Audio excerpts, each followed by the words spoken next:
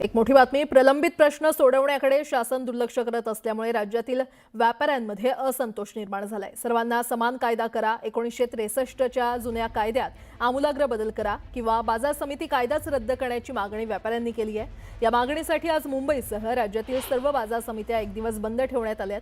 मार्केटमध्ये व्यापार करणाऱ्यांना सर्व नियम लागू आहेत, मात्र मार्केटच्या बाहेर व्यापार करणाऱ्यांना कोणताही नियम लागू नाही। राष्ट्रीय बाजार समितीच्या नावाखाली व्यापाऱ्यांचं प्रतिनिधित्व संपवण्याचा घाट घातला जातोय, असा आरोप व्यापाऱ्यांनी केलाय।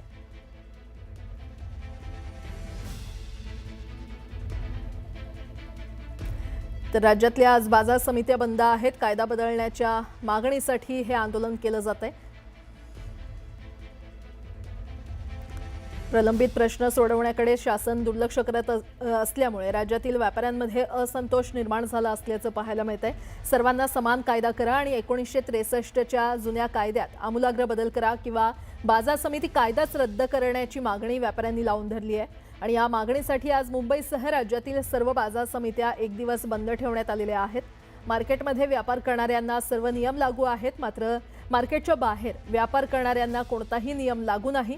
राष्ट्रीय बाजार समितीच्या नावाखाली व्यापाऱ्यांचं प्रतिनिधित्व संपवण्याचा घाट घातला जातोय, असा आरोप व्यापाऱ्यांनी केलेला आहे। प्रलंबित प्रश्न सोडवण्याकडे दुर्लक्ष सरकार करत असल्याचं व्यापाऱ्यांचं म्हणणं आहे आणि त्यामुळे हे आंदोलन पुकारण्यात आलेलं आहे। कायद्यात त्वरित बदल करा अशी मागणी लावून धरत आंदोलन पुकारण्यात आलेलं आहे। आज संपूर्ण महाराष्ट्रातील बाजार समित्या एक दिवसासाठी बंद ठेवण्यात आल्यात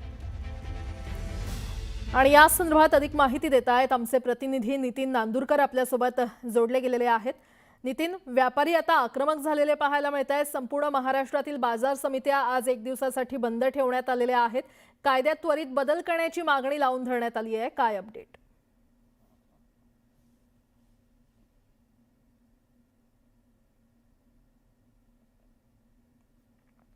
बहुधा काही तांत्रिक कारणांमुळे आपला आवाज आमच्या प्रतिनिधींपर्यंत जात नाहीये। आपण पुन्हा एकदा आमच्या प्रतिनिधींशी संवाद साधण्याचा प्रयत्न करूया।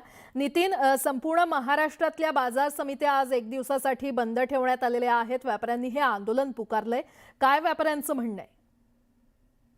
निश्चितच आपण जर बघतोय तर जळगाव जिल्ह्यामधील सर्वात मोठी मानली जाणारी जळगावची कृषी उत्पन्न बाजार समिती आज संपूर्णतः बंद आहे। त्याचसोबत कोट्यावधी रुपयाची जे उलाढाल होते त्या जळगाव शहरातला ज्या संपूर्ण उत्तर महाराष्ट्रामध्ये ज्या ठिकाणी दाना बाजार म्हणून प्रसिद्ध आहे तो दाना बाजार देखील आज व्यापाऱ्यांच्या वतीने बंद करण्यात आलेला आहे। कायद्यात बदल करण्याची व्यापाऱ्यांची या ठिकाणी मागणी आहे, असं विविध मागण्या त्यांच्यावाल्या आहेत। त्यामुळे त्यांनी आजचा हा जो बंद आहे तो यशस्वीरित्या पार पाडतानाचं चित्र आपल्याला दिसून येत आहे। आपण जळगावच्या या कृषी उत्पन्न बाजार समितीच्या या प्रांगणामध्ये आहोत।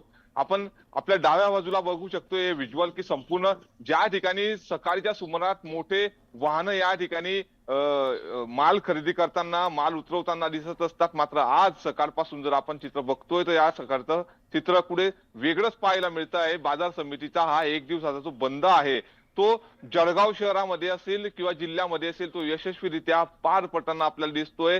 एकीकडे दाना बाजार जो आहे जळगाव शहराचा, त्या दाना बाजारामधून संपूर्णतः माल किराणा दुकान असेल किंवा इतर बाजार समित्यांमध्ये तो माल जात असतो, मात्र असं असलं तरी आज तो संपूर्णतः बंद असल्यामुळे व्यापारी वर्गांचा हा जो बंद आहे तो यशस्वीरित्या पार पडताना आपल्याला दिसतोय।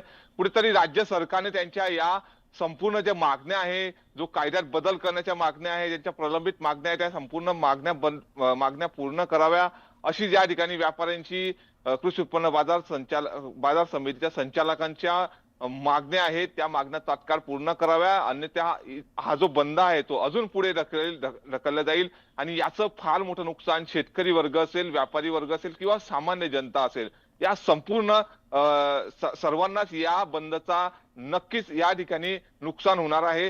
कोट्यावधी रुपयाची या ठिकाणी रोजची जे उलाढाल होते, मात्र ती उलाढाल आज कुठेतरी या ठिकाणी ठप्प होईल। त्यामुळे राज्य सरकारने याच्या मागण्या मान्य कराव्या अशीच मागणी या ठिकाणच्या व्यापाऱ्यांनी व्यक्त केलेली आहे। ठीक आहे नितीन, धन्यवाद या संपूर्ण माहितीसाठी।